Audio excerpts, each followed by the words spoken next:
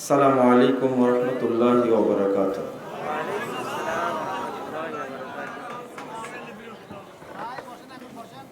আলহামদুলিল্লাহ ওয়াসসালাতু ওয়াসসালামু আলা রাসূলিল্লাহ, আম্মা বা'দ।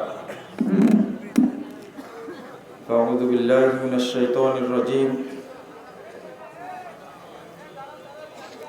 ফামান কানা ইয়ারজু লিকা'a রাব্বিহি ফালইআমাল 'আমালান সালিহান ওয়া লা ইউশরিক বিইবাদাতি রাব্বিহি আহাদা।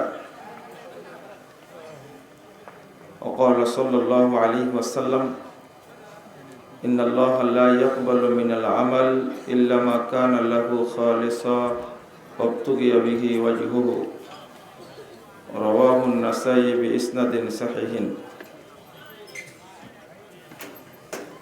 সম্মানিত ভাই ও বোনেরা, আল্লাহ রাব্বুল আলামিন প্রশংসা এবং মুহাম্মদ সাল্লাল্লাহু আলাইহি ওয়াসাল্লামের উপর দরুদ পাঠের পর আপনাদের কৃতজ্ঞতা প্রকাশ করছি। আল্লাহর কাছে দোয়া করছি রব্বুল আলামিন যেন আজকের এই প্রোগ্রামকে কবুল করে নেন, আমিন। যারা আয়োজন করেছেন এবং আমরা যারা অংশগ্রহণ করেছি, রব্বুল আলামিন যেন আমাদের সকলকে ক্ষমা করে দেন। আল্লাহ যেন আমাদেরকে জান্নাতের মেহমান হিসাবে কবুল করে নেন, আমিন। বিশেষ করে আজকের সভাপতি জনাব ডাক্তার মোহাম্মদ রাকিব হোসেন, তিনি তার বড় ভাই রেজাল করিম খোকনের জন্য দোয়া চেয়েছেন। আজকে তার ওপেন হার্ট সার্জারি হয়েছে। আপনাদের প্রতিষ্ঠানের একজন অভিভাবক, আমরা দোয়া করি আল্লাহ যেন তাকে সুস্থতা দান করেন, আল্লাহ যেন তাকে হেফাজত করেন, আমিন। আরও যারা আমরা বিপদগ্রস্ত আছি, আল্লাহর কাছে দোয়া করি আল্লাহ যেন আমাদেরকে সেই বিপদ থেকে মুক্তি দান করেন, আমিন। বিশেষ করে দোয়া করছি এই সালাফিয়া হাফেজিয়া মাদ্রাসা বগুড়া মেহেন্দিপুর চাকলা, এই প্রতিষ্ঠানের অগ্রগতি এবং বর্তমান অবস্থা অনুযায়ী আমরা আল্লাহর কাছে বলতে পারি, আল্লাহ তুমি এই প্রতিষ্ঠানকে কবুল করে নাও এবং পরিচালনা সহজ করে দাও, আমিন। অতঃপর আপনাদের প্রতি অনুরোধ, যারা আপনারা এখনো আছেন যাননি, তারা একটু বসে আলোচনা শুনলে আমি খুশি হব। আর বেশি আলোচনা তো করাও যাবে না।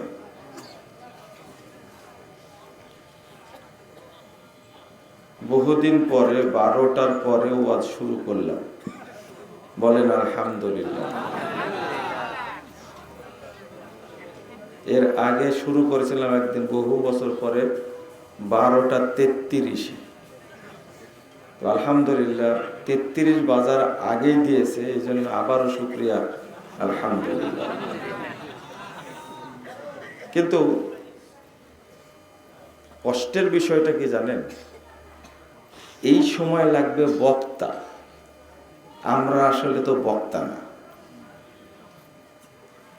একটু সুর বলবে, গান বলবে, তারপরে গল্প করবে, আপনারাও তার তালে তালে বাদাম খাবেন আর কি আনন্দ করবেন। রাত পার হয়ে যাবে, বুঝতেই পারবেন না। তাদের বক্তব্য শুনে আপনারা খুব মজা পান, গালি দেন আমাকে, তাই না? গতকালকে একজন বক্তব্য শুনে বলছেন যে বক্তব্যে কি এই কথা বলা যায় যে মায়ের সাথে জেনা করা, বক্তব্যের পর পরে খালার সাথে জেনা করা, ফুপির সাথে জেনা করা। খুব কষ্ট পেয়েছে আছে বক্তব্য শুনে। আমার বক্তব্যের অবস্থা হলো এইরকম। কথা কি বুঝলেন? আমার বক্তব্য শুনেতে এই রাত্রিতে বোঝা যাবে না, বুঝবেন না আপনারা। আগামীতেও যদি দাওয়াত দেন, আমি আর 1 ঘন্টা বাড়াই দিলাম।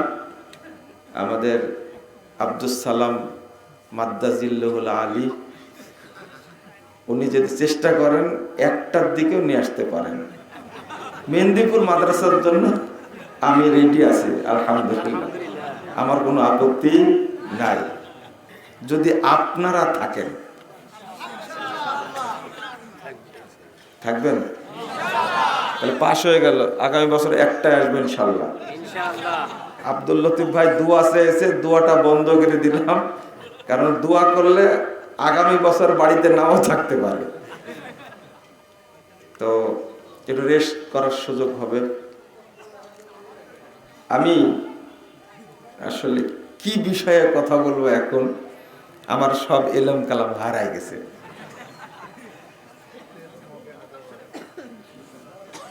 পিছন থেকে লোকমা দিচ্ছেন আপনাদের আব্দুল সালাম সাহেব, যেটা মুখে আছে ওটাই বলেন। জি,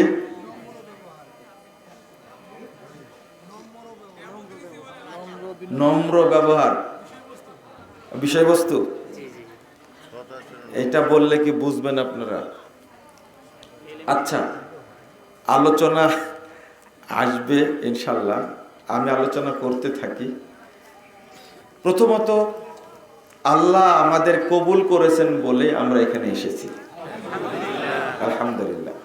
কারণ এই জায়গাটা, এই মাজলিসটা আল্লাহর কাছে এত প্রিয়।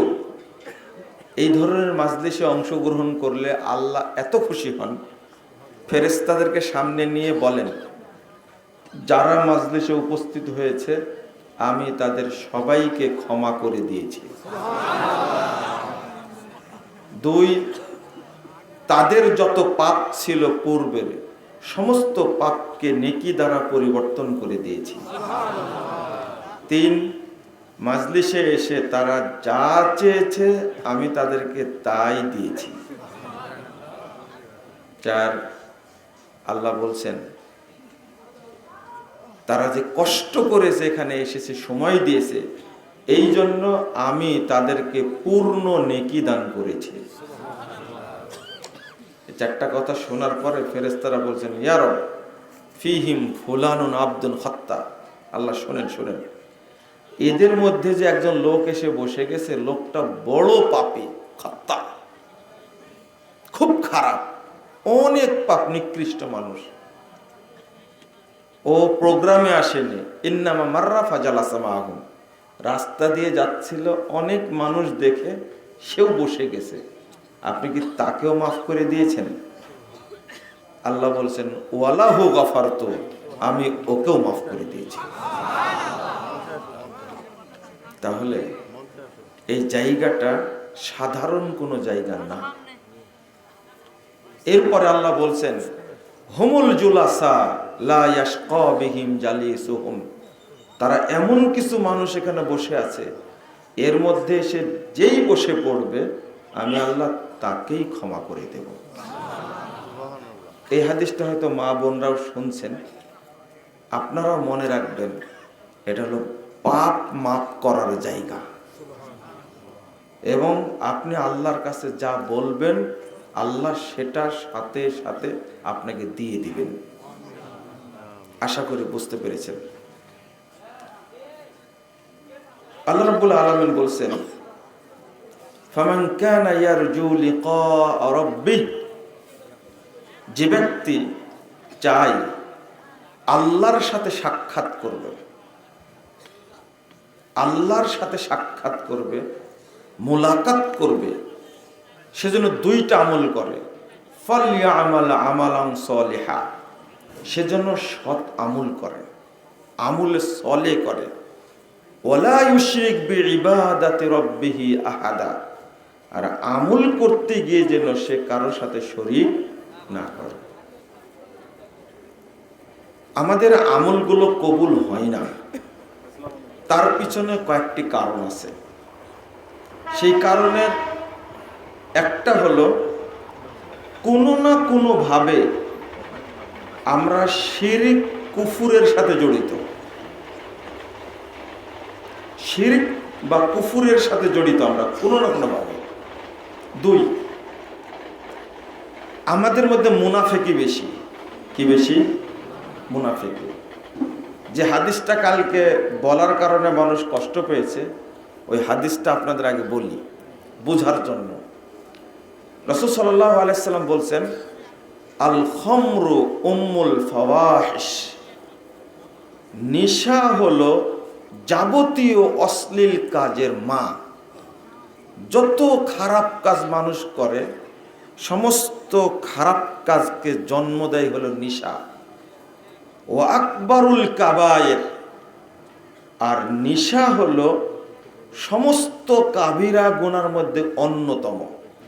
মান শারিবাহা, যে নেশা করে, ওয়াকা আলা উম্মিহি ওয়া খালাতিহি ওয়া আম্মাতিহি, যে নেশা করে সে তার মায়ের সাথে জেনা করে, তেসার খালার সাথে জেনা করে, সে তার ফুপুর সাথে জেনা করে। কথা আমার না, হাদিসের সনদ সহিহ হাসান। তা আমি বললে অপরাধ, কিন্তু ভাষাটা কার? রাসূলুল্লাহ সাল্লাল্লাহু আলাইহি সাল্লাম বলে দিয়েছেন। তো আপনি বলেন তো, একটা আমার কাছে উত্তর দেন, নেশা করা অবস্থায় কোনো ব্যক্তির মধ্যে ঈমান থাকার কি সম্ভাবনা আছে? এটাই। চারটা জিনিস। একটা হলো, একটু খেয়াল করেন, যে মানুষটা খালার সাথে, মায়ের সাথে, ফুফির সাথে জেনায় লিপ্ত আছে, এইরকম পাপ করে, তার কোনো আমল কি আল্লাহর দরবারে কবুল হওয়ার কোনো সম্ভাবনা আছে? আচ্ছা, আর একটা হাদিস বলি, 1853 নম্বর হাদিস। এটা শেখ আলবান রহিমুল হাদিসটাকে সহি বলছেন। আর একটা হাদিস হলো, আপনি কিছুই করেননি, বসে আছেন এখানে, একটা অপরাধ করেছেন। রাসূল সাল্লাল্লাহু আলাইহি ওয়াসাল্লাম বলছে, ইন্নাল্লাহা লা ইয়াকবালু দুআআন মিন কলবিন গাফিলিন লাহিন, নিশ্চয় আল্লাহ তাআলা অমনোযোগী, উদাসীন অন্তরের কোনো দোয়া কবুল করেন না, ইবাদত কবুল করেন না। এই যেখানে বসে আছেন, ইবাদত না? অবশ্যই ইবাদত। যে ফজিলতটা বললাম, ইবাদত না হলে একটা ফজিলত হতো না। কিন্তু আপনি বসে আছেন ইবাদতের মধ্যে, কিন্তু মনোযোগ নাই। কি নাই? মনোযোগ নাই। হয় বাদাম খাচ্ছেন, বাদাম খেতে একটা সমীকরণ আছে, টিপ দেওয়া লাগে ঠিক মতো, নাহলে ফাটে না। কিন্তু এটা জানেন আপনারা? আবার দুইটা বাদামের বিচি আছে, 2-3টা, ওইটা যেন হাত থেকে পড়ে না যায়, খেয়াল রাখা লাগে, তাই না? উপরে কিন্তু চোঁচা আছে, ডলা দেওয়া লাগে, ফু দেওয়া লাগে, এরপরে মুখে দেওয়া লাগে। তা আপনার মনোযোগ কি আমার দিকে না বাদামের দিকে? আমার দিকে একটা জিনিস আছে, চোখ দুইটা আছে, আপনার মনোযোগ নাই। আর কোন অপরাধ আছে আপনার এখানে? শুধু অপরাধ এতটুকু, ঘুষ খাওয়ানা, সুদ খাওয়ানা, মদ খাওয়ানা, গালি দেওয়ানা, জেনা করানা, শুধু আপনার মনোযোগটা নাই। আল্লাহ বলছেন তার ইবাদত কবুল হবে না। এর অর্থ কি জানেন? ভিতরে ঈমানটা নাই, এটাই কারণ। ওই জন্য মনোযোগ নাই। এই মনোযোগটা ছিনতাই করেছে ইবলিস, শয়তান। আপনি বলবেন এটা কেমন হলো কথা? মুজাফফর আমার কথা বলে না, এটা মনে রাখবেন। রাসূল সাল্লাল্লাহু আলাইহি ওয়াসাল্লাম বলছেন, ইন্নাশ শাইতানা ইয়াহযুরু আহাদাকুম ইনদা কুল্লি শাইইন মিন শানিহি। 2033 নম্বর হাদিস, সহিহ মুসলিমের হাদিস। নিশ্চয় শয়তান তোমাদের প্রত্যেকটি কাজে, প্রত্যেকটি মুহূর্তে ও হাজির থাকে, উপস্থিত থাকে।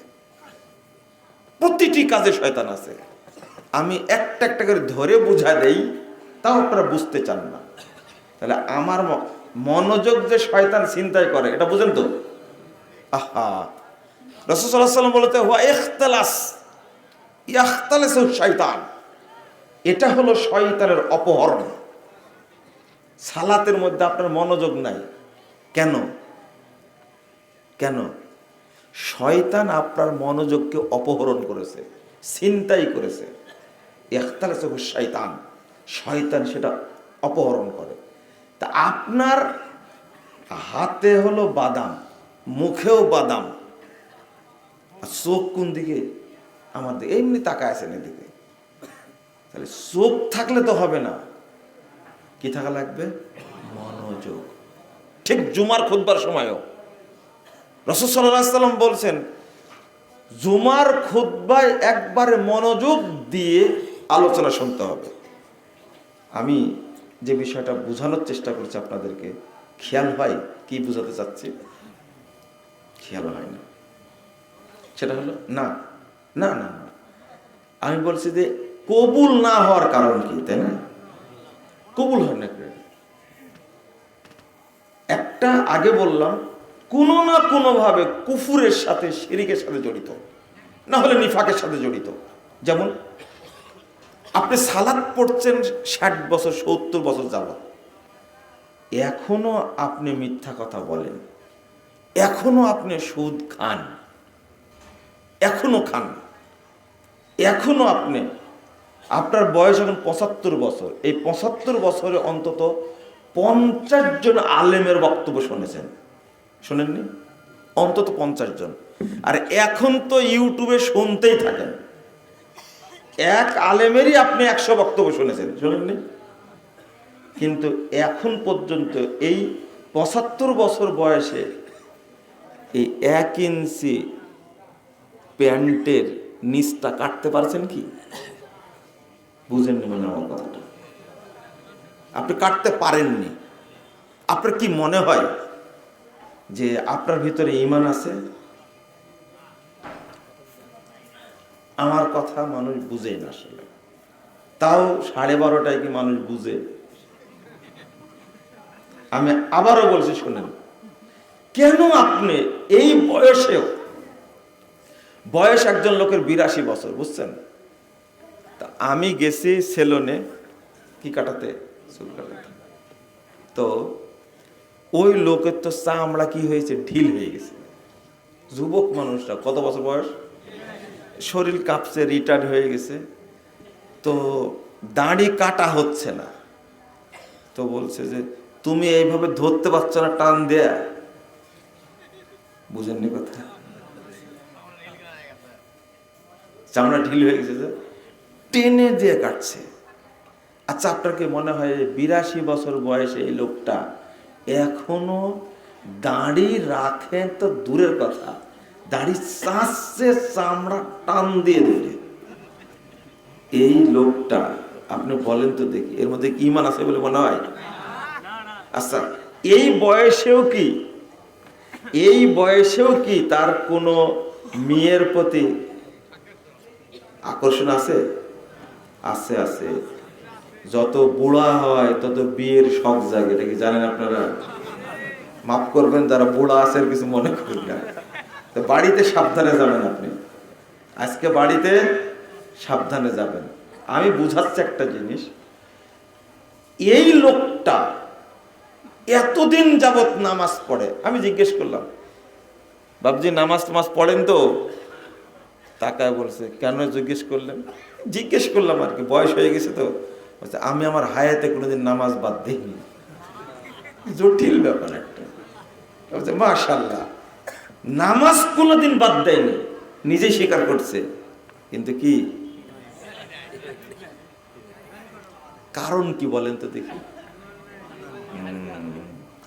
ঈমান নেই কথাটা বলতে আমার কাছে একটু কেমন লাগছে, তবে ও যে মুনাফিক এতে কোনো সন্দেহ নেই।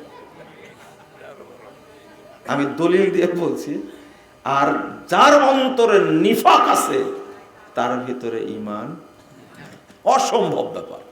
নিফাক এত খারাপ জিনিস, ইন্নাল মুনাফিকিনা ফিদ দারকিল আসফালে মিনান নার। আল্লাহ বলছেন যে মুনাফিকরা জাহান্নামের সবচেয়ে নিচে থাকবে, সবচেয়ে কাফেরদের চেয়েও খারাপ। তো মুনাফিকের অন্তরে কি ঈমান থাকার কোনো সম্ভাবনা আছে? আপনি মুনাফিক কখন ভাববেন? আমি একটা কথা আজকে আপনার সংজ্ঞা বুঝাই দিই। যখন অনর্গল পাপ করতে থাকবেন, তখন নিজে নিজেই বুঝে নেবেন আমি একজন কি মুনাফিক। 6300 8 নম্বর হাদিস সহিহ বুখারীতে খুলবেন। আম্মাল মুমিন ইয়ারা যুনুবাহু কান্নাহু কায়িদুন তাহতা জাবালিন ইয়াখাফু আন ইয়াকা আলাই। একজনও উঠবেন না। আমি এর বক্তব্য বোঝানোর চেষ্টা করি, মাফ করবেন। আমি আগেই দোয়া করেছি, কিন্তু যারা আয়োজন করেছেন এবং আমরা যারা অংশগ্রহণ করেছি, আল্লাহ আমাদের তুমি সবাইকে ক্ষমা করে দাও। আমি কি আপনার শত্রু, দুশমন? দ্বিতীয় দোয়া করেছি, আল্লাহ তুমি আমাদের সকলকে জান্নাতুল ফেরদাউসের জন্য কবুল করে নাও। আমি কি আপনার শত্রু? শত্রু হলে এই দোয়া করতাম? 1 মিনিট সময় দিলাম, যার উঠার উঠে যান, এরপর উঠতে পারবেন না। কিন্তু রাগ করলেন? আমি কিন্তু সময় দিয়েছি, আমি কাউকে ধমক দিতে পারি না, যে এই জন্য শোনেন, শুনবেন, বুঝার চেষ্টা করেন। আমার সময় নষ্ট করে লাভ কি আপনার? বুঝেননি কথা? আমার সময় নষ্ট করে কোন লাভ আছে আপনার? তো যে বিষয়টা বলছি, মানুষ বুঝে না, সমস্যা হলে এই জায়গায়। মুমিন ওই ব্যক্তি ইয়ারা যুনুবাহু, সে তার পাপকে মনে করে কান্নাহু কায়িদুন তাহতা জাবালিন, সে যেন বিশাল পাহাড়ের নিচে বসে আছে। ইয়াখাফু আন ইয়াকা আলাই, সে সব সময় ভয় করছে কখন যেন পাহাড়টা আমার উপরে পড়ে যায়। পড়ে গেলে কি হয়ে যাবে? ধ্বংস হয়ে যাবে। অর্থাৎ মনে হয় মারাই যায় কিনা, পাপ অবস্থায় মারা যাব, পাপ অবস্থায় মারা যাব। আল্লাহ কখন যেন পাপের শাস্তি হিসাবে আমার উপরে পাহাড়টা ফেলে দেন। কথা কি বুঝতে পারছেন? যে পাপকে ভয় করে এ মুমিন, যে পাপকে ভয় করে সে মুমিন, যে পাপকে ভয় করে সে মুমিন। ওয়া আম্মাল ফাজির, মুনাফিককে ইয়ারা যুনুবাহু কাযুবাবিন মাররা আলা আনফি, মুনাফিক ওই ব্যক্তি যে অনর্গল পাপ করতেই থাকে, পাপ করতে থাকে। পাপকে মনে করে কি জানেন? এই যে একটা মাছি উড়ে যাচ্ছে, ধুর ধুর, এইভাবে উদাহরণ দিয়েছে। মাররা আলা আনফি, নাকের কাছ দিয়ে একটা মাছি উড়ে যাচ্ছে, মানে পাপ করছে কিছু মনেই করে না, জেনা করছে কিছু মনেই করে না, সুদ খাচ্ছে কিছু মনেই করে না, বরং সুদের পক্ষে দলিল দিচ্ছে, দলিল দিচ্ছে। আমি ব্যাংকের সুদের বিরুদ্ধে বক্তব্য দিয়েছি, অন্তত 4000 মানুষ গালি দিয়েছে আমাকে। ব্যাংকের বিরুদ্ধে কথা বলা যাবে না। আমি তাদেরকে বলি, ফতোয়া আমার কাছ থেকে নিতে হবে না। পৃথিবীর ইতিহাসে সবচেয়ে বড় বড় আলেম এখন সৌদি আরবে। সৌদি আরবের ফতোয়াবিদকে জিজ্ঞেস করেন তো কি বলে? মুজাফফর কিছু জানেই না। ধরেন আপনার কোন বাপ ফতোয়া দিয়েছে ব্যাংকের সুদকে হারাম করবে? তুলে নিয়ে আসেন আপনার মরা বাপকে। আপনার দলিল পেশ করছেন ব্যাংকের সুদ হারাম, হালাল। আপনাকে এই সাহস দিল কে? যারা গালি দিয়েছে সবাই মূর্খ। তাদের জন্য আমি দোয়া করি, আল্লাহ যেন তাদেরকে হেদায়েত দান করে। কিয়ামত পর্যন্ত সুদকে জায়েজ বলতে পারবেন না। আপনি মায়ের সাথে নিয়মিত জেনায় লিপ্ত আছেন। আপনি কি জানেন আল্লাহ রাসূল বলছেন, আর-রিবা সাবউনা জুজা, সুদের ভাগ হলো, পাপের ভাগ হলো 70টা। এর মধ্যে আইসারুহা আইয়ানকিহার রাজুলু উম্মা, সবচেয়ে ছোট ভাগটা হলো সে তার মায়ের সাথে জেনা লিপ্ত আছে, মানে জেনা করছে এখনো। সুদ যতদিন না ছাড়বে ততদিন মায়ের সাথে জেনা হবেই। ও আমি অনুবাদ করলে খারাপ লাগে, তাই না? আর আপনার খেতে খারাপ লাগে না? আপনার খেতে খারাপ লাগে না? বাংলাদেশের সব হুজুর যদি এক হয়, যদি ব্যাংকের পক্ষে ফতোয়া দেয়, আল্লাহ বলে দিয়েছেন হারাম, এটা হারামই থাকবে। পৃথিবীর কোন আলেম এটাকে হালাল করতে পারবে না ইনশাআল্লাহ। কে বলেছে? এই দুমুখী লালু মার্কা হুজুর দ্বারা কখনো ইসলাম চলে না। এক পক্ষকে খুশি করার জন্য কথা বলে এ আলেম না, এ হলো মুখ পোজা বোবা শয়তান একটা, মনে রাখবেন। দালালি করে কথা বলতে হবে না, স্পষ্ট। আমার কাছে ফতোয়া নেবেন কেন? আর আপনি ইঞ্জিনিয়ার, আমার ফতোয়ার কি বুঝেন? আপনি হলেন একজন ব্যাংকার মানুষ, আপনি ফতোয়ার কি বুঝেন? কই, আমি তো আপনার বিল্ডিং এর হিসাব দিতে যাইনি। আপনি কেন শরীরে হইতে হিসাব নিতে আসেন? আপনার লজ্জা লাগে না? শরম লাগে না আপনার? আপনাকে কে গুনে? আপনি ডাক্তার, আমি তো কোনো রুগী দেখতে যাই না। তার প্রেশার এত, তার হার্টের সমস্যা হয়েছে, তার কোলেস্টেরলের সমস্যা হয়েছে, কিডনির সমস্যা, আমি তো বলি না কখনো। আপনি শরীয়ত জানেন না, মাতবরি করেন কেন? আপনি আগে জানেন জাকির নায়কের উপর, তারপরে মাতবরি করবেন। আপনি নাড়ি কাটা সেলাই করতে জানেন না, আপনি একটা কসাই। মানুষের পকেট সাফ করার জন্য ডাকাতগুলো ডাক্তার হয়ে বসে আছে, 2-4 জন বাদ দিয়ে, অল্প কিছু সঙ্গে মানুষ বাদ দিয়ে সব ডাক্তার হলো কসাই। মাতবরি করেন আপনি। ইঞ্জিনিয়ার গুলো 2-4 জন বাদ দিয়ে সব ইঞ্জিনিয়ার হলো জানোয়ার। চিনেন না আমাকে? জানুয়ারি যদি না হবে, এক পদ্মা সেতু তৈরি করতে লাগতে হলো 20,000 কোটি টাকা, সেখানে খরচ করেছে 50,000 কোটি টাকা, এখনো কাজ শেষ হয়নি। ও জানোয়ার না হলে কেমনে করলে এটা? আমাকে শিখান। এরা হলো অভিশপ্ত। আল্লাহর নবী মুহাম্মদ সাল্লাল্লাহু আলাইহি ওয়াসাল্লাম বলেছেন, ইন্নাল্লাহা ইউবগিযু কুল্লা আলিমিন বিদ-দুনিয়া জাহিলিন বিল আখিরাহ। নিশ্চয় যারা দুনিয়া সম্পর্কে বেশি জানে, দিন সম্পর্কে জানে না, পরকাল সম্পর্কে জানে না, এ হলো অভিশপ্ত। আল্লাহ তার উপরে অভিশাপ নাজিল করেন, আল্লাহ তার উপরে লানত করেন, আল্লাহ তার উপরে গজব নাজিল করেন। তুমি মুততে জানো না এখন পর্যন্ত? আমি জানি না, পেশাব করে শিখেনি এখন পর্যন্ত। আর আলেমদেরকে গালি দেয়, আলেমদের কথাই ভুল ধরো তুমি। আমি তো আপনার কাছে ভুল ধরতে যাইনি।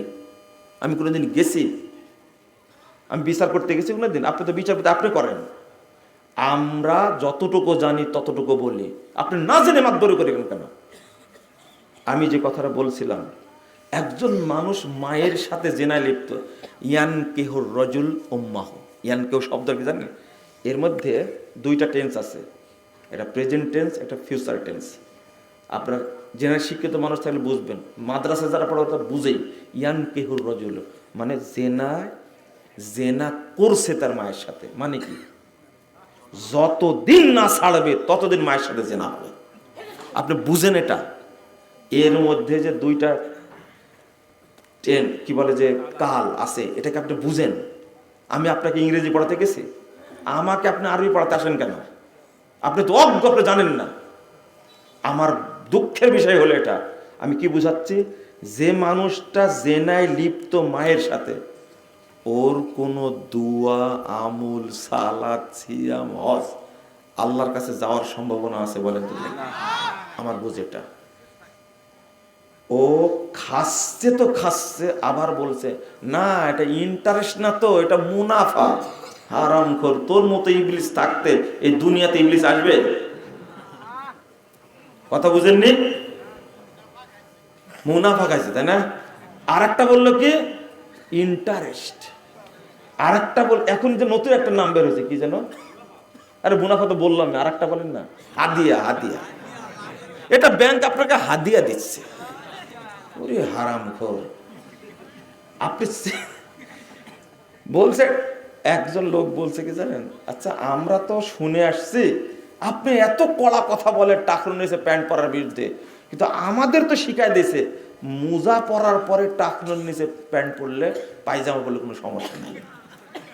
আমি বললাম যে এত বড় ইবলিসও আছে, এই ফতোয়া দিয়েছে মোজা পরা অবস্থায় টাকনুন নিচে প্যান্ট গেলে, পায়জামা গেলে, লুঙ্গি গেলে কোনো সমস্যা নাই। বাংলাদেশে শয়তান আছে মনে করেছেন? এরাই তো শয়তান, এরাই তো শয়তান। কথা বলে লাগে, তাই না?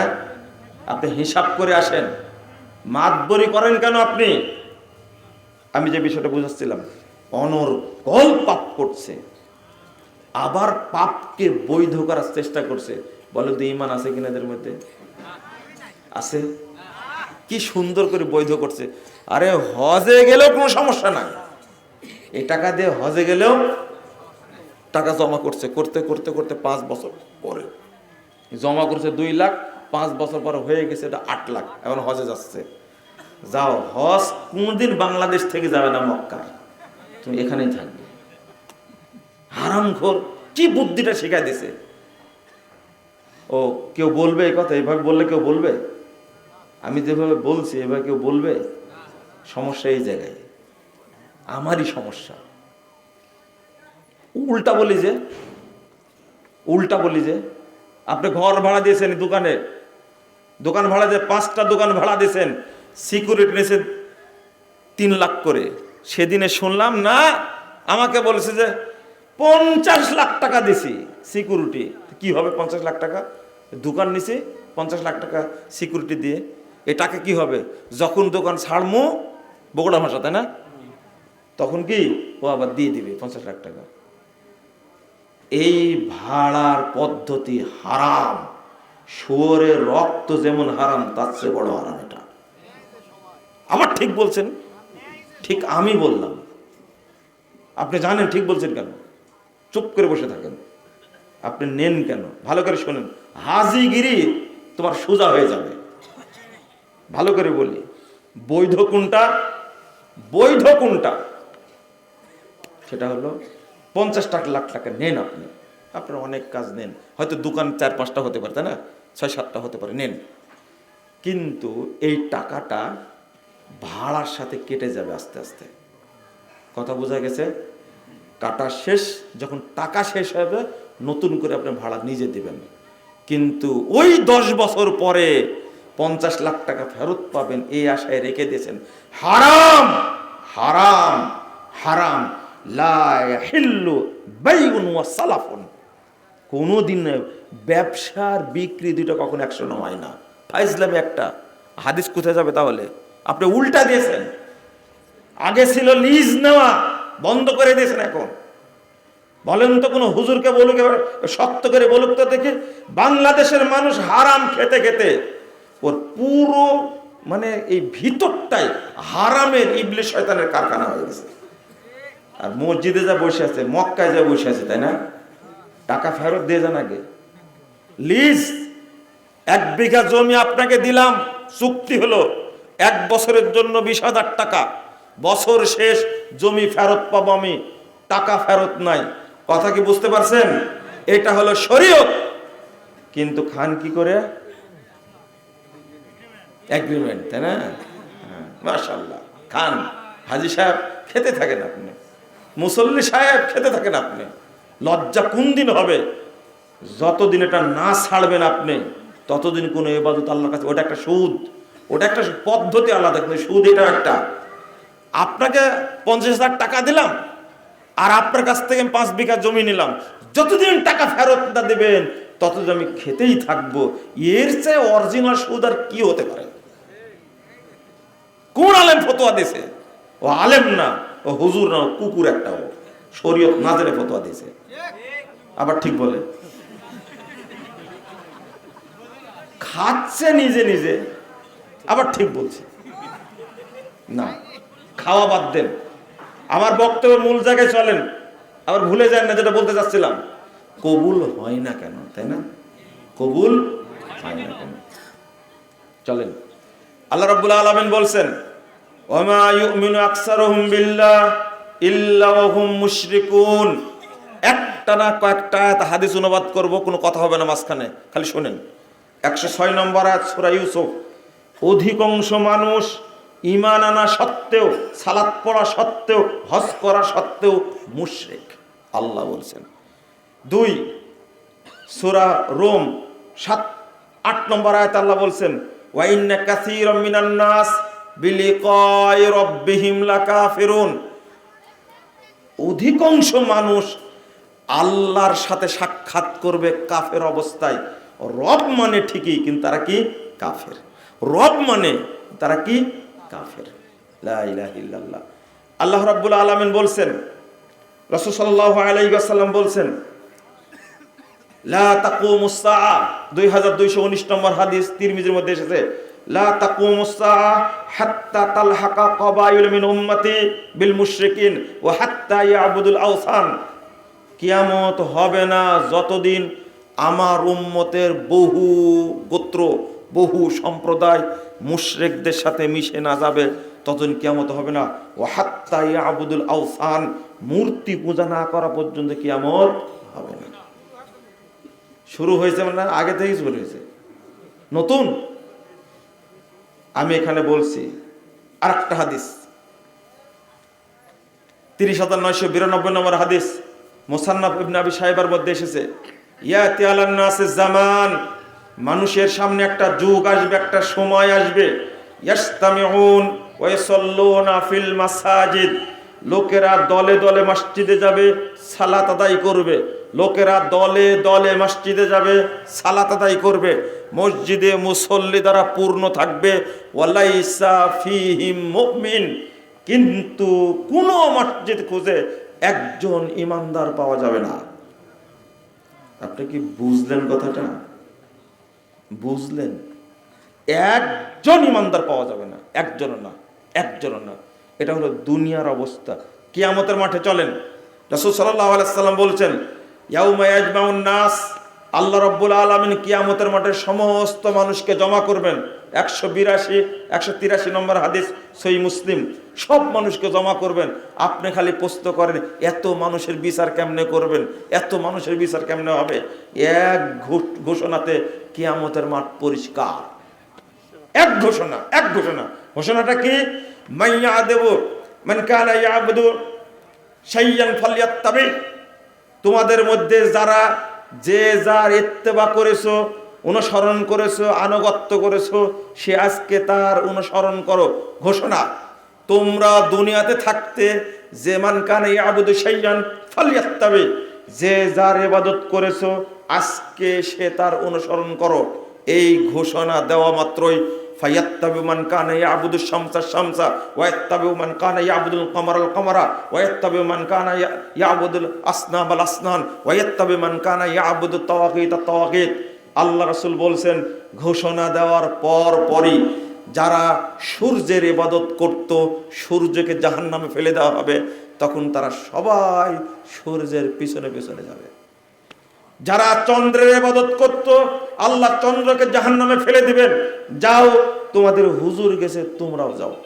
এরপরে বলছেন মান কানা ইয়াবুদুল আওসান, যে ব্যক্তি মূর্তি পূজা করত, মূর্তিগুলোকে জাহান্নামে ফেলে দিবেন, তারা তার অনুসরণ করবে। ওয়ায়াত্তাবিউ আত-তাওয়াগীত আত-তাওয়াগীত। আল্লাহ রাসূল সাল্লাল্লাহু আলাইহি সাল্লাম বলছেন, যারা মানুষের পূজা করেছে, তাগুতের পূজা করেছে, এদেরকে জাহান্নামে দিয়ে আল্লাহ বলবেন, এখন ওই হুজুর গেছে, তোমরাও যাও। এই ঘোষণা দেওয়ার পরে কিয়ামতের মাঠে লোক পাওয়া যাবে না। আমি বুঝ দিলাম কয়েকটা হাদিস অনুবাদ করে, আপনি যাবেন কোথায়? আজকে যারা আমরা ইবাদত করছি তারা অধিকাংশই কুফর শিরকের সাথে জড়িত, মিশ্রিত করে ফেলেছি। আর ভাষাগুলো কি? কোরআনের ভাষা। অধিকাংশ মানুষ সালাত পড়া সত্ত্বেও, সিয়াম পালন করা সত্ত্বেও, হজ করা সত্ত্বেও মুশরিক। আমি যে হাদিসটা অনুবাদ করলাম, মসজিদ ভর্তি মুসল্লি থাকবে, কিন্তু কি থাকবে না? তাহলে কারা এরা? বলেন, কারা এরা? মুশরিক। তারপর বলেন কাফের। তারপরে কি? মুনাফিক। মুনাফিক, তারা হলো মুনাফিক। আজকে যেভাবে মন্দির পূজা হচ্ছে, তাই না? মন্দির পূজা হচ্ছে না? সি সি সি সি। একজন বলছে রোজা আর পূজা একই। আপনি বলেন তো দেখি, আপনি নিজেই বলেন। আর একজন বলছে, আহারে, আমি নাম উল্লেখ করেই বলি, জামাত ইসলামের এমপি প্রার্থীরা তাদের মধ্যে কেউ কি ইসলাম জানা লোক নাই? আছে তো অনেকেই। এই লোকগুলোকেই নমিনেশন দিতে হবে, তাদেরকে মাঠে নামাতে হবে। একজন বলছে কে কে জান্নাতের টিকিট পাইছেন, একজন বলছেন আপনি জান্নাত ব্যবহার করলেন কেন? বলছে যে সাইদি সাহেব ভোটের জায়গায় উপস্থিত থাকবেন, এই কথা আপনারা মহিলাদের বলবেন, একটা ভোটও দাঁড়িপাল্লার বাইরে যাবে না। আচ্ছা, সাইদি সাহেব উপস্থিত, মরে গেছেন, জীবিত আছে সাইদি সাহেব? আকীদা দেখেন, আকীদা। এই আকীদা নিয়ে শোনেন, এটা হলো দেওবন্দীদের আকীদা, মাজার পূজারীদের আকীদা। এটা মানুষ মারা গেলেও রুহানি জাসাদ নিয়ে, শরীর নিয়ে উপস্থিত হয়। আস্তাগফিরুল্লাহ, আস্তাগফিরুল্লাহ, আস্তাগফিরুল্লাহ। কত বড় কুফরি আকীদা এটা, কত বড় কুফরি আকীদা। আমরা এখন পর্যন্ত আল্লাহকে চিনতে পারলাম না। এ কি? শুধু তারা নয়, বাংলাদেশের 90% মানুষ জানে আল্লাহ সর্বত্র বিরাজমান। যার মধ্যে এই আকীদা আছে আল্লাহ সর্বত্র বিরাজমান, এ কাফের, এ মুশরিক। এই কাফের, এ কি? মুশরিক। কোনো সন্দেহ নাই, এর পিছনে সালাত হবে না। আপনি পড়েন কেন? আপনি যে পড়েন, আপনি পড়েন কেন? আপনি কি চিন্তা করেছেন? লা ইলাহা ইল্লাল্লাহ, আস্তাগফিরুল্লাহ, আস্তাগফিরুল্লাহ, আস্তাগফিরুল্লাহ। আমি এটা বুঝাতে পারি না আপনাদেরকে। ইমাম ইবনে বাজ রাহিমাহুল্লাহকে জিজ্ঞেস করা হয়েছিল, যারা বিশ্বাস করে আল্লাহ সর্বত্র বিরাজমান, তার পিছনে নামাজ হবে কিনা, পড়া যাবে কিনা? তিনি উত্তর দিচ্ছেন,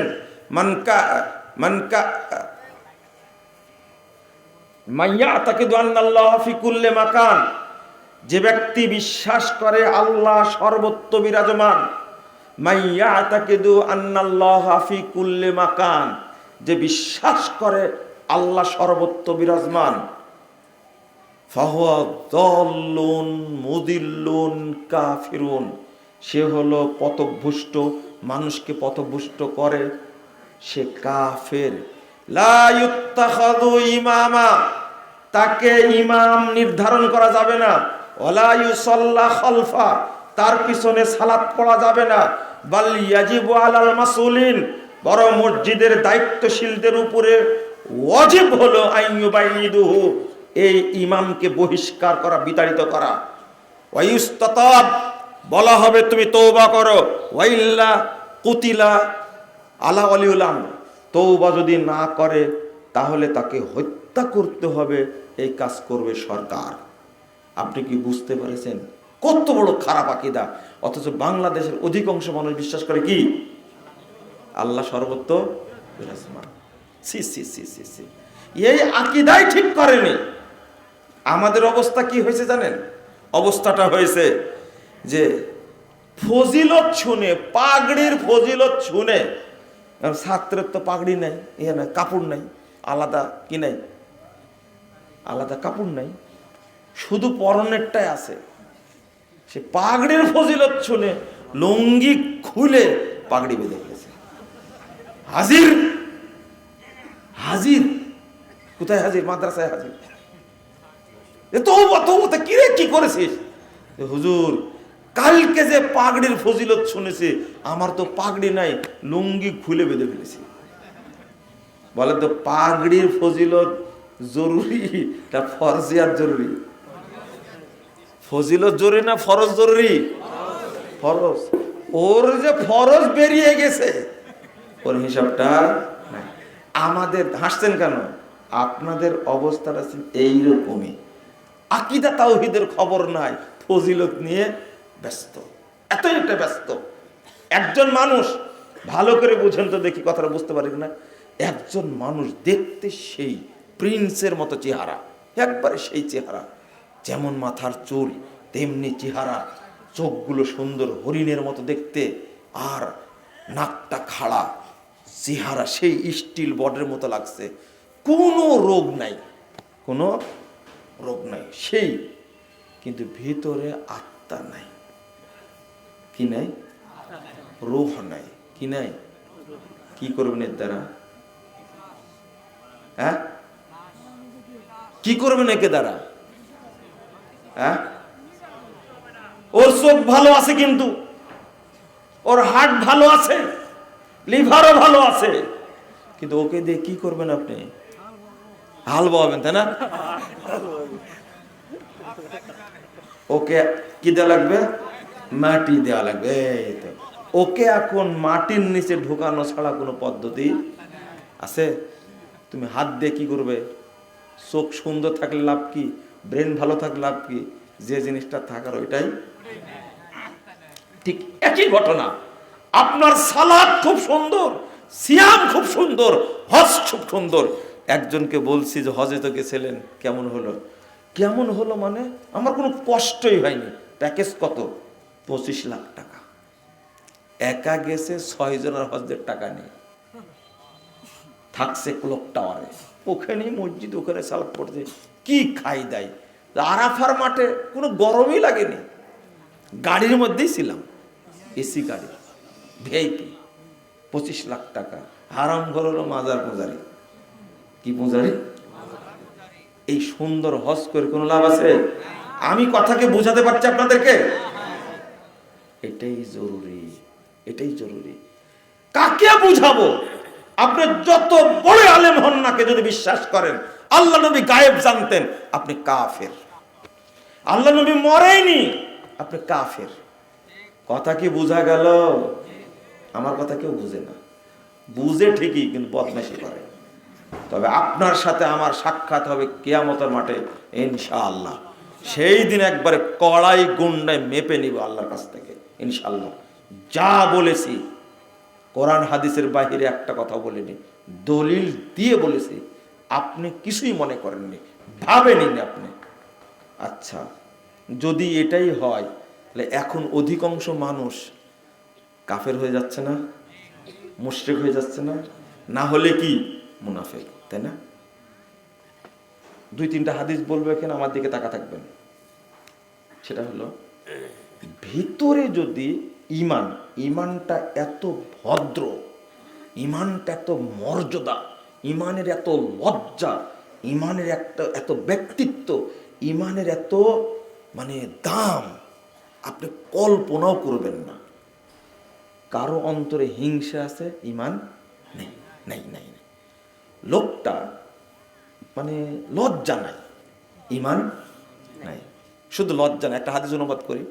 আল্লাহ রাসূল সাল্লাল্লাহু আলাইহি ওয়াসাল্লাম বলছেন, 2027 নম্বর তিরমিজির মধ্যে এসেছে, আল হায়াউ ওয়াল ইউ শুবাতুম মিনাল ঈমান। লজ্জা এবং অল্প কথা, লজ্জা এবং অল্প কথা।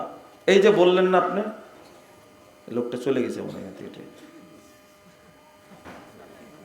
না না উনি না, ও আপনিই বললেন মনে হয় রে, এই নিয়ে বলছেন। একটু সদাচরণের কথা বলেন না, কি যেন বললো, ভদ্রতার কথা বলেন। এর শুনেন, হাদিসটা চলে আসছে জায়গা মতো আসছে। লজ্জা এবং অল্প কথা, যার এই বৈশিষ্ট্য, তার মধ্যে ঈমান আছে, সে মুমিন। ওয়াল বাযাউ ওয়াল বায়ানু শুবাতুম মিনান নিফাক। আর যে অশ্রাব্য ভাষা বলে, কোনো সুদ ঘুষ কিছু খায় না, শুধু মুখ দিয়ে খারাপ কথা বের হয়, নোংরা কথা বের হয়, এ হলো মুনাফিক। আর একটা হলো সারাদিন বকবক করে, কি করে, কোনো পাপ কাজ করেনি, কথা বলতেই আছে, আনলিমিটেড, চলেই না।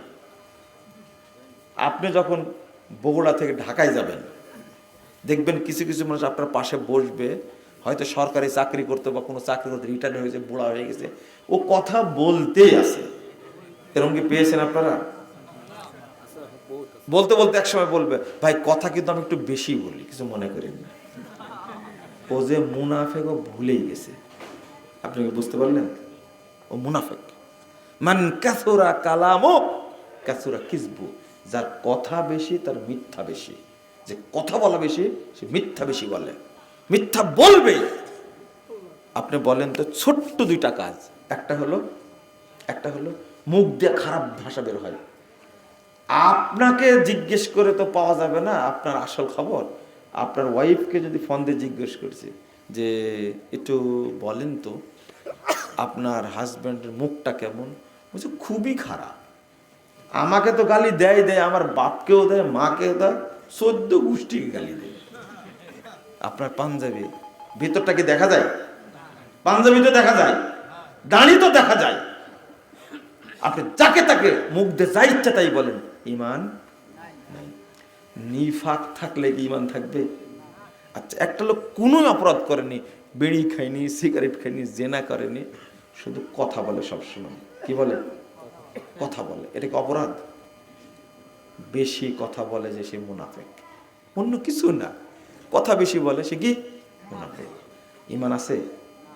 নাই। জটিল ব্যাপার ঈমান, আশ্চর্য ব্যাপার। এই জন্য সবসময় বলবেন লা ইলাহা ইল্লাল্লাহ, না থাকলেও ফিরে আসবে ঈমান। আল্লাহ রাসূল বলছে, আচ্ছা আরো বলি, আরো শক্ত কথা বলি, লা কলবু ইবনে আদম আশাদ্দু ইনকিলাবাম মিনাল কিদ্র, আদম সন্তানের অন্তর এত দ্রুত পরিবর্তনশীল, যেমন ভাবে মহিলারা ভাত রান্না করে না, বলক ওঠে না, বলক বুঝেন তো, কি বলে ওটাকে, মারে, উঠতে থাকে না।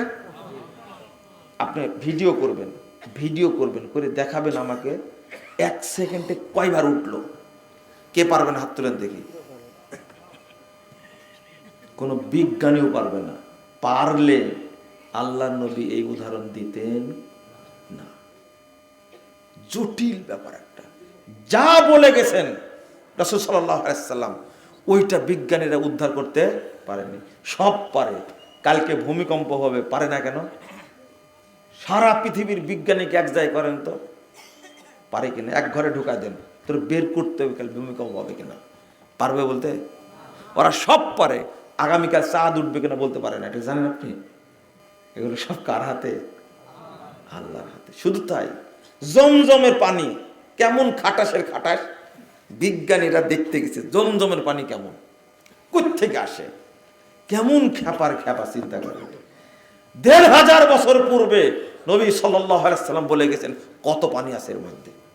আল্লাহ রাসূল বলছেন, ইয়ারহামুল্লাহু উম্মা ইসমাইল, ইসমাইলের মায়ের উপরে আল্লাহ রহম করো, লাউ লাম তাকরিফা আও তারাকাতহা লাকানাত আইনান মাইনা।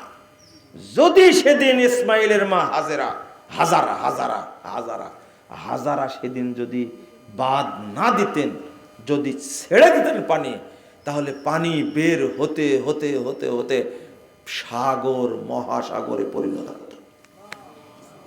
মানে মানে কি, সারা পৃথিবীতে যত পানি আছে তার চেয়ে 1000 গুণ বেশি পানি আছে জমজমের পুকুরে।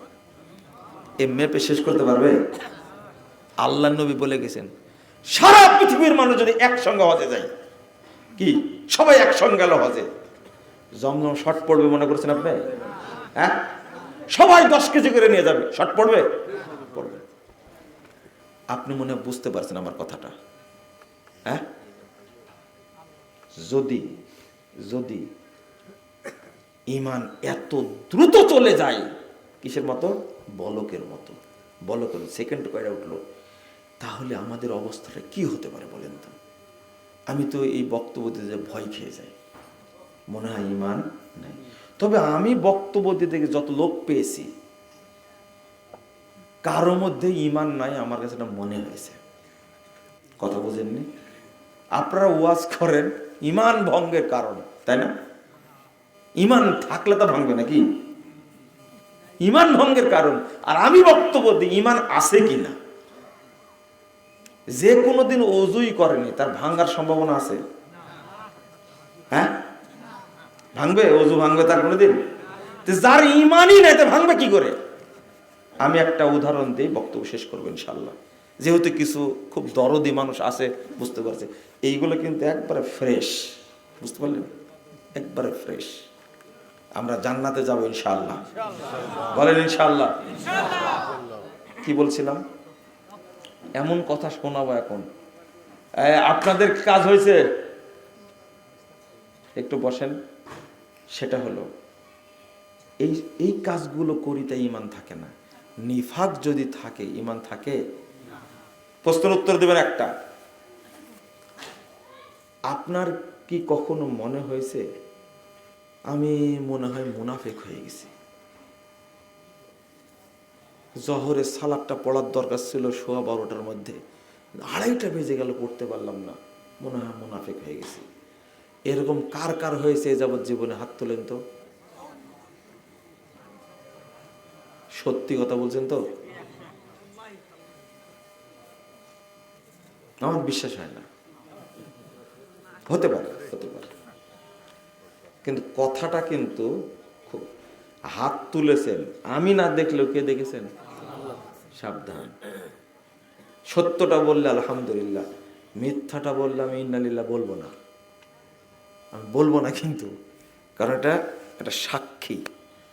আমি বলতে চেয়েছি আপনার কোনোদিন মনে হয়েছে কিনা আমি এত খারাপ মানুষ হয়ে গেলাম কেন? এইভাবে গালি দিলাম আমি, আমার মুখ থেকে এত খারাপ ভাষা বের হয়। আমি মুমিন না, আমি মুনাফিক। যতদিন নিজেকে মুনাফিক না মনে করবেন ততদিন মুমিন হতে পারবেন না, পারবেন না। আগে নিজেকে মুনাফিক মনে করতে হবে, ওই দিন আপনি 100% মুমিন হতে পারবেন। কোনোদিন আপনার মনে হয়নি, আমি বুঝাই দিব। মুনাফিক মনে করবো কেন? হামজাকে চিনেন? হামজা রাদিয়াল্লাহু আনহু, তিনি শুনেন আল্লাহ রাসূল সাল্লাল্লাহু আলাইহি ওয়াসাল্লামকে বলছেন, নাফাকতু ইয়া রাসূলুল্লাহ, নাফাকতু ইয়া রাসূলুল্লাহ। আল্লাহ রাসূল মুনাফিক হয়ে গেছে। হামজা ইবনে আবু তালিব, আপনি চিন্তা করতে পারছেন? হামজা রাদিয়াল্লাহু আনহু হলেন সাইয়্যিদুশ শুহাদা ফিল জান্নাহ, জান্নাতে সমস্ত শহীদদের সর্দার হবেন। অথচ তিনি বলছেন আমি মনে হয় মুনাফিক হয়ে গেছি। আল্লাহ রাসূল, আপনার কাছে থাকলে দিনের কথা মনে থাকে, বাইরে গেলে মনে থাকে না, মনে হয় মুনাফিক হয়ে গেছে। ইবনু আবি মুলাইকা রাহিমাহুল্লাহ তিনি বলছেন, বিখ্যাত তাবী, সহিহ বুখারীর 48 নম্বরের হাদিসটা অধ্যায়ে খুঁজতে গিয়ে দেখবেন, আদরাকতু সালাসিনা রাজুলাম মিন আসহাবিন নবী সাল্লাল্লাহু আলাইহি সাল্লাম কুল্লুহুম ইয়াখাফুন নিফাক আলা নাফসি। আমি 30 জন সাহাবীর সাক্ষাৎ পেয়েছি। বিরাট তাবী, কিন্তু 30 জন সাহাবীকে পেয়েছে। 30 জনকে পেয়েছি, 30 জনই মনে করতেন আমি মনে হয় মুনাফিক হয়ে গেছি। আপনি কি বুঝলেন কথাটা? আপনি মুনাফিক নিজেকে মনে করলে জাত চলে যাবে? শুধু তাই না, আমি বলেছি কথার মনোযোগ দিয়ে শুনুন। ওমর রাদিয়াল্লাহু আনহু একদিন শুনলেন যে রাসূল সাল্লাল্লাহু আলাইহি ওয়াসাল্লাম হুযায়ফার কাছে মুনাফিকদের একটা তালিকা দিয়ে গেছেন। কে শুনলেন?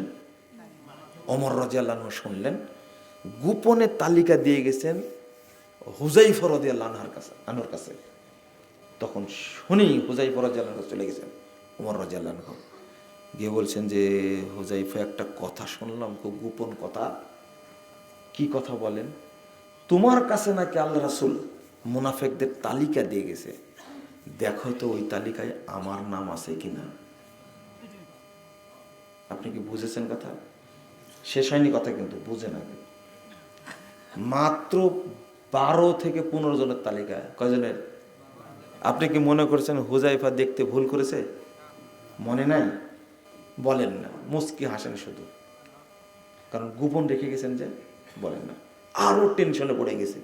দুইটা দিক মনে হয় আছে। হুযায়ফা মানে লজ্জায় আমাকে বলতে পারছে না, বুঝেননি কথা?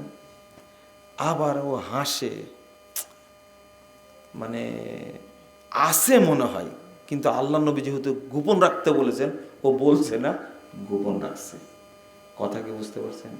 ওমর রাদিয়াল্লাহু আনহু ভাবছে আবার একদিন গেছেন, হুযায়ফা তো বললে না ঘটনা, তুমি একটু বলো ওই তালিকায় আমার নাম আছে কিনা। এরকম যায় রাত যায়। খেয়াল করেন, আল্লাহর নবী মারা গেছেন, ওমর রাদিয়াল্লাহু আবু বকর রাদিয়াল্লাহু আনহু মারা গেছেন, এখন যুগ হলো ওমরের, তিনি খলিফা। এর মাঝে জেনে ফেলেছেন, তালিকা গোপনে রেখে গেছেন, ওনার মাথার কাজ করে না। যদি থাকে তুমি আল্লাহর কাছে আরো মাপ চাইবো, আল্লাহ তুমি আমাকে ক্ষমা করে দাও। কিন্তু তালিকা দিয়ে দিন যে কে ফাইনাল, মুহাম্মদুর রাসূলুল্লাহ সাল্লাল্লাহু আলাইহি ওয়াসাল্লাম। একদিনের ঘটনা, একদিন এক সাহাবীর জানাজায় গেছেন।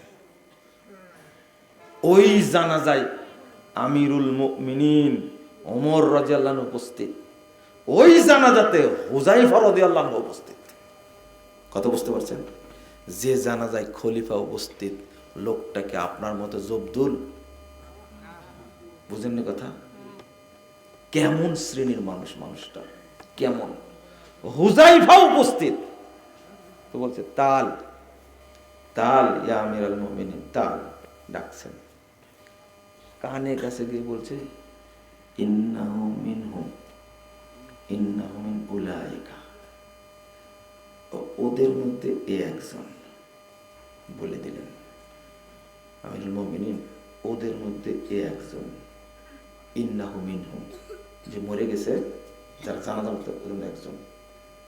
এবার ওমর রাদিয়াল্লাহু আনহু বলছেন, নাশাত্তুকাল্লাহ, হুযায়ফা তোমাকে আল্লাহর কসম দিয়ে বলছে, আনা মিনহুম, আচ্ছা ও গেছে গেছে, আমি কি তাদের মধ্যে? তুমি এখন বলো, আল্লাহর কসম দিয়ে বলছে, বলতেই হবে তোমাকে আজকে, আমিও কি তাদের মধ্যে?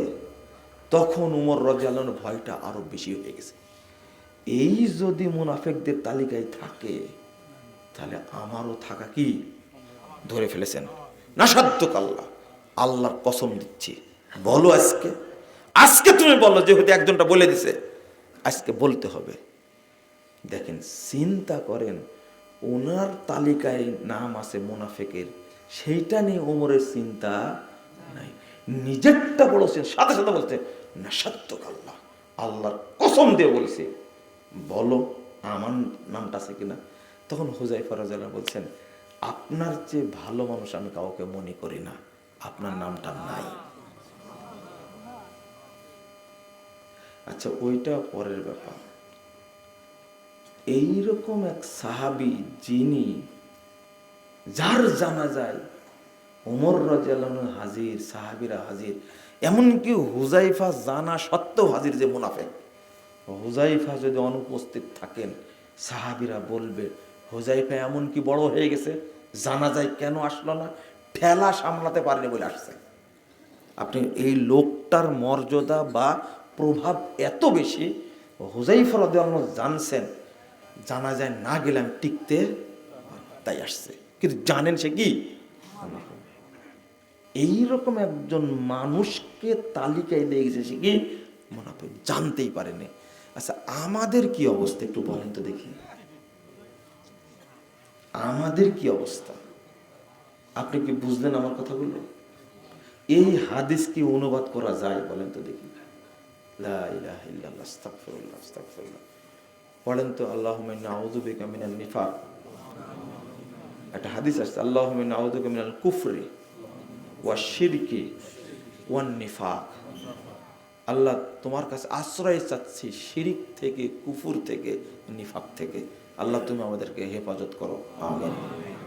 মানে এই মানুষটা যদি মুনাফিক তালিকায় যায়, আর বড় ব্যাপার হলো, যে মানুষ, যার ব্যাপারে রাসূল সাল্লাল্লাহু আলাইহি সাল্লাম জান্নাতের ফায়সালা দিয়ে গেছেন, কোরআনের আয়াত নাজিল হয়েছে, জান্নাতে কত বড় ঘর সেটাও বলে গেছেন, তিনি দৌড়া বেড়াচ্ছেন যে আমার নামটা মুনাফিকদের তালিকায় আছে কিনা। আপনার মধ্যে কখনো একটু মনে হয়েছে? মনে হয়নি। আমি অনুরোধ করব আপনাদেরকে, দুনিয়াবি ধান্দাটাকে এত বড় করে দেখেন না। পরকাল আপনার হবে, জান্নাতে আপনাকে যেতেই হবে, এই চিন্তাটা করতে হবে। কবরে আপনাকে যেতেই হবে, হিসাব দেওয়াই লাগবে। কবরের আযাব থেকে বাঁচার একটা ছোট্ট পথ, 2 নম্বর, 2টা কাজ হবে। আপনি আউয়াল ওয়াক্তে সালাত পড়লে আপনার ভিতরে নিফাক ঢুকবে না। 2, ইমাম ইবনুল কাইয়িম রাহিমাহুল্লাহ বলছেন, যে ব্যক্তির মধ্যে সালাতের অভ্যাসে সচেতনতা আছে, ওই ব্যক্তির মধ্যে নিফাক ঢুকবে না। 2, যে ব্যক্তি আউয়াল ওয়াক্তে সালাত আদায় করবে, তার কবরের আযাব হবে না, হবে না। রাসূল সাল্লাল্লাহু আলাইহি ওয়াসাল্লাম আউয়াল ওয়াক্ত কখন? টাইম হয়েছে 10 থেকে 15 মিনিটের মধ্যে, 15 থেকে 20 মিনিট সালাত আদায় করে নেবেন। 11টা 58 মিনিটের টাইম হয়েছে আজকে জোহরের, 11টা 58 মিনিটে পড়েছেন কয়টায়? কয়টায়? একটাই, কোন একটাই? আওয়াল ওয়াক্তে, তাই না? কি সুন্দর সালাত। 11টা 58 মিনিটে ওয়াক্ত হয়েছে, আজান 11টা 58 মিনিটেই হবে। 20 মিনিটের মধ্যে সালাত আদায় করে নেবে। কথা কি বোঝা গেছে? আমার কথা বোঝা। জাতিকে খেতাই, জাতির কি দরকার আপনার? আপনার জাতির চিন্তা করতে গেলেন কেন? ওই জাতি ডেকে নিয়ে চিন্তা করতে গিয়ে এখন দিল্লিতে বসে আছে, এটা কি জানেন আপনি? হ্যাঁ, তা তো বুঝবেন না আপনারা। জাতিকে নিয়ে চিন্তা করবেন কেন? আগে নিজে আপনি চিন্তা করবেন কেন? জাতিকে নিয়ে চিন্তা করে সরকার, আপনি আপনার পরিবার নিয়ে চিন্তা করেন। নিজেরই ঠিক ঠিকানা নাই, আর চিন্তা করবে কাকে নিয়ে? জাতিকে নিয়ে। রাগ করেন না, সিদ্ধান্ত আপনাকেই নিতে হবে, আপনাকেই নিতে হবে। কোনো না কোনো ব্যক্তিকে ভূমিকা নিতে হবে। রাসূল সাল্লাল্লাহু আলাইহি ওয়াসাল্লাম বলছেন, এদা উদখিলাল মাইয়াতুল কবরা, কবরে যখন মাইয়াতকে রাখা হবে, মুসসিলাতে শামসুলা, সূর্যের আলো কমিয়ে দেওয়া হবে, আসরের টাইম হয়ে যাবে, যখন দুইজন ফেরেশতা উঠে বসাবে, তখন তারা বলবে, মার রব্বুক, এই তোমার রবকে? ও তো চোখ মুছতেছে। কি মুছতেছে? ঘুম থেকে উঠে চোখ মুছতেছে, দেখছে সূর্য ডুবে যাচ্ছে। তখন ধমক, দাউনি উসাল্লি, এই ছাড়ো, আমাকে সালাতটা পড়ে নি, মার রব্বুকা বলার টাইম। এটা হলো অবলক্তে সালাত। আপনি কি বুঝলেন? আচ্ছা শোনেন, একটা কথা শোনেন তো, ও শুধু বলবে মার রব্বুকা, মা দিনুকা, আমার নাবিয়ুকা, এই তিনটা প্রশ্নের উত্তর দিতে 3 ঘন্টা লাগবে? 30 মিনিট, 3 মিনিট? এই প্রশ্নের উত্তরও দিচ্ছে না। দাউনি উসাল্লি, এই ছাড়ো, আগে সালাতটা পড়িনি, তারপরে কথা হবে। ইন্নাম আওয়ালক্ত, ইন্নাম মুসল্লি। আচ্ছা বলেন তো, ওকে কি এটা কবর মনে হয়? এটা যদি কবর মনে হয়, এভাবে ধমক দিতে পারবে? আর ফেরেশতাকে, একে জিবরিল, এ মিকাইল, একে ইসরাফিল, কে? মুনকার নাকির। কিরম বলেন? মুনকার নাকির, চোখেও দেখে না, কানেও শোনে না, দিবে ধমক, দাউনি উসাল্লি, এই ছাড়ো, আগে সালাত পড়তে দাও। মার রব্বুকা, তোমার রবকে? উত্তর কি? আল্লাহ। এই কথাটাও বলা যাবে না, টাইম হয়ে যাবে, আগে সালাত। আমি কি বুঝাতে পারলাম আপনাকে? তখনই আপনার কবরের আযাব হবে না।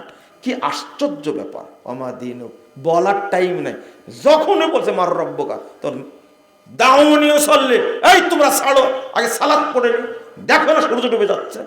এর নাম মুসল্লি। জীবনে মনে হয়েছে আপনাদের?